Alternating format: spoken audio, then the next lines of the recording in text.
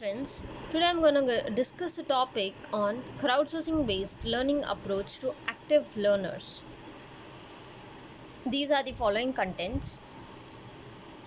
So first of all, what is crowdsourcing based active learner?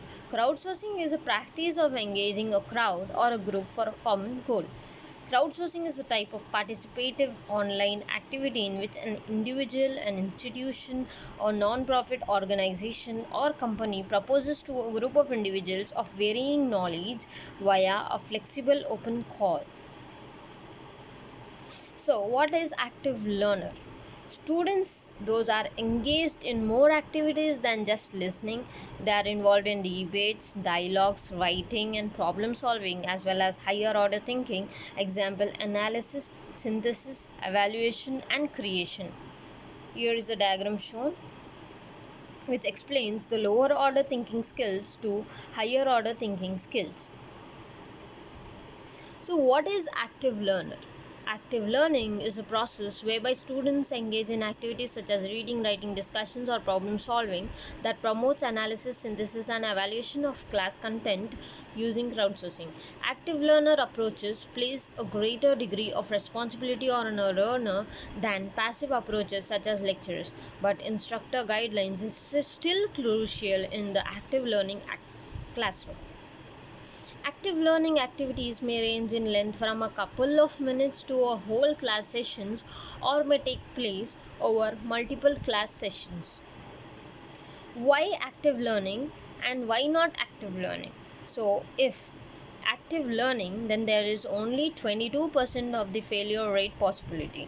If no active learning, then there is 34% failure rate activity.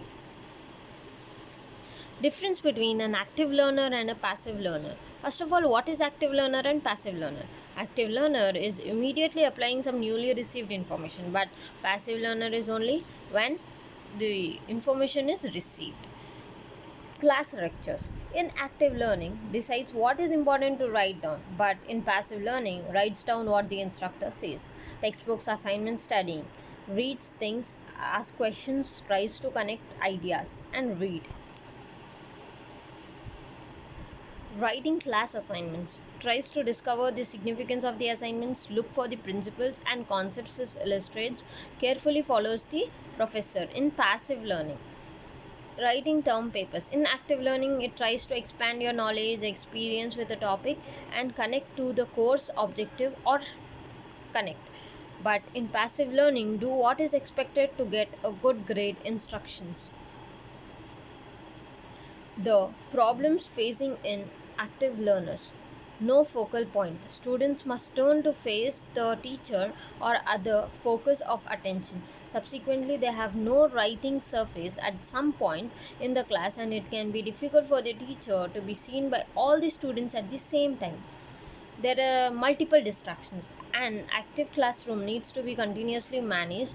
Activity can create multiple distractions. These include some noisy small group discussions, audios from other student laptops, the changing projections on each of the group's video screens, whiteboarding activities, and the constant movement of the teacher. Overwhelming technology. The active learning classrooms are often characterized by unfamiliar technologies and this can undermine the teacher's confidence. So, how to integrate an active learning?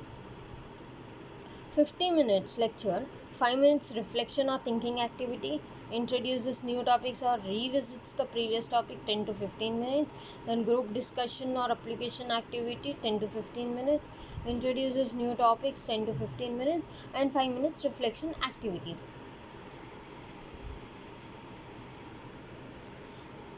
How integrating active learner?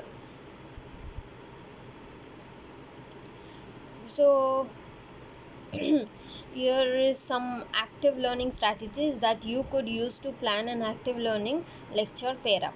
So simple to complex. Simple is writing, self-assessment, large group discussions, think, pair, share, informal groups, trad groups, group evaluations, and the complex one is experiential learning, forum, theater.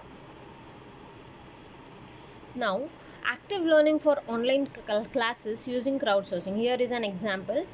Module 1, Topic A, Overview and Objectives. Second is instructor commentary, text or recorded mini lectures. Third is reading external links and videos. And fourth is short answer questions.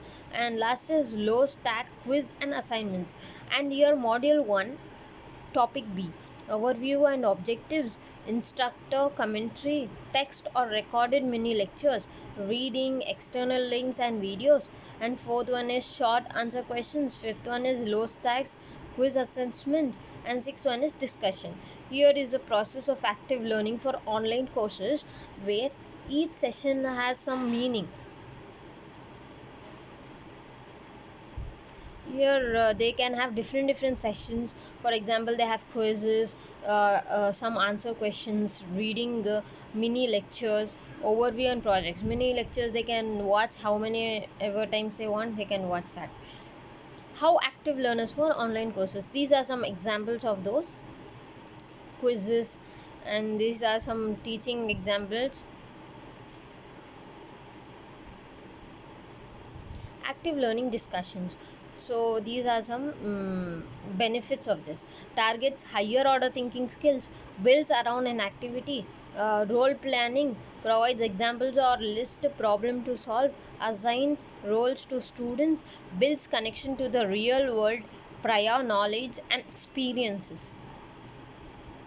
Pros and cons of active learning. Pros: advantages. There is an interactive engagement, collaborative learning, problem based learning develops positive students, increased student engagement and understanding. There is better attention, more student ownership of learning process. Because if it is passive learning, then the student will not pay so much of attention. But in this, the student pays his own attention. If he is interested, he will watch that. Greater enjoyment of course material, greater retention. Cons of active learning: time and topic coverage, preparation, student participation, lack of individual accountability, misconception generation, outside perceptions. These are the references. Thank you.